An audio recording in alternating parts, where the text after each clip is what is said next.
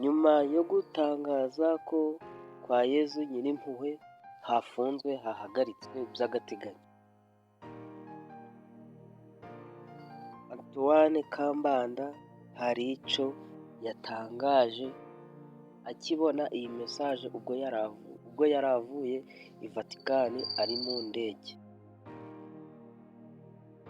Hari ibyo yatangaje akimara kubona ubutumwa, ndetse hari n'ibyo yatangaje ari kuganira na Pacis TV. Iyo televiziyo Pacis TV ni televiziyo yaba Kiliziya Gatolika. Ntuze gucikwa, ndagusaba kugira ngo ubane natwe kugira ngo ubashe kumenya iby'aya makuru uko bihagaze n'icyo yatangarije abakirisitu. Nanone kandi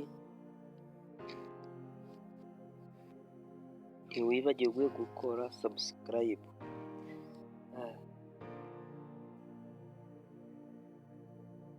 Arkiyepisikopi wa Kigali akaba na perezida w'inama y'abepiskopi mu Rwanda Antoine Karidinali Kambanda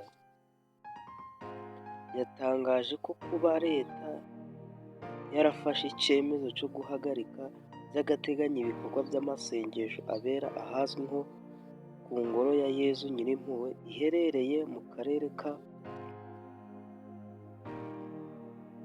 Ruhango byamutunguye, ariko ko icyemezo cyafashwe mu bushishozi. Ku wa 17 Gicurasi 2025, urwego rw'igihugu rw'imiyoborere RGB rwatangaje ko ibikorwa byo gusengera kwa Yezu Nyirimpuhwe bibaye bihagaritswe by'agateganyo.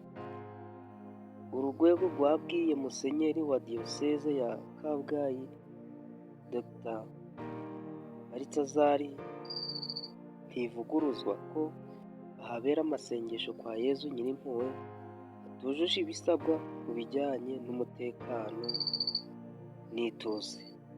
Ni nyuma y'isuzuma ryakorewe ku bitabiriye amasengesho yo kuwa 22 Mata 2025, aho ubwinshi bw'abari bateraniye kuri iyo ngoro bwateje umuvundo, bamwe banarahakomerekera.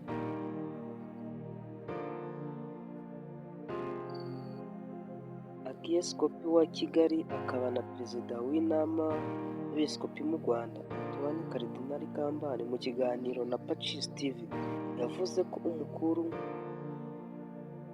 amakuru y'ifungwa ryo kwa Yezu Nyirimpuhwe yayamenye amutunguye, kuko yayamenye avuye mu ndege mu gikorwa cyo gutora papa mushya i Vatikani. Yongeraho kuba barafashe icyo cyemezo kigamije kurengera umutekano w'abantu.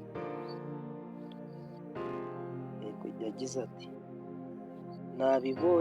nabibonye mfunguye telefone mvuye mu ndege, ntabwo ndamenya ibyo ari byo. Nkeneye kumva ababikurikiranye, nkeneye kumva icyabaye. Bavuga ko habaye impanuka.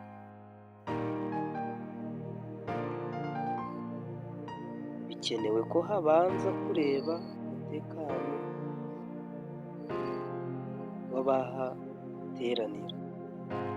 Yakomeje agira ati, umutekano ni ngombwa mu gusenga. Gusenga ntabwo ari cyo kibazo, ahubwo ikibazo ni umutekano w'abantu. Antoine Karidinali Kambanda avuga kuba hari abakirisitu bamwe basengera ahantu hatandukanye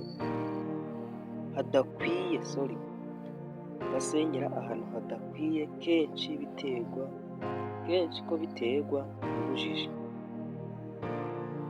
Ati, ibintu byo gusenga bisaba no kujijura abantu kuko harimo n'ubuyobe.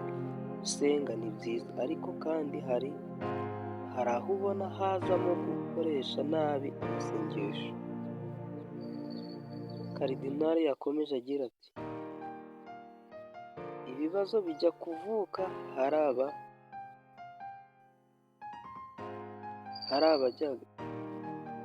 abajyaga mu buvumo. Ntabwo rero twakwirengagiza ibyagiye biba. Dukeneye kujijukirwa no gusenga by'ukuri. Hajemo ibintu bimeze nk'ubutekamutwe n'iterabwoba. Ibyo rero umuntu akeneye gufatanya tugakosora. Iyo hajemo kubikoresha nabi, tuba dukeneye gucayura impamvu y'ingano. Antoine Karidinali Kambanda avuga ko nubwo icyemezo cyo gufunga ahasengerwa kiba kibabaje, ariko hari ubwo biba ari ngombwa ko bw'umutekano w'abasenga. Ati birababaje iyo hajemo ikintu nk'icyo, twese biratubabaza, ariko umuntu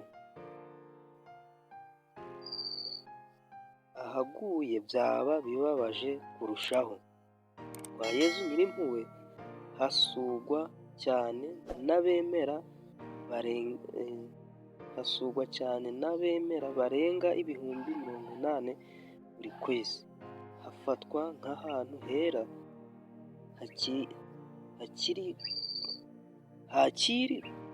hakirirwa indwara zitandukanye. Ngayo nguko niko twari turesha kuri iyi nkuru. Bibutsa ko niba urimo wakora subscribe, nta bigoye, nta masegonda. Tubagezaho ibyasohotse mu bitangazamakuru ariko biri gospel.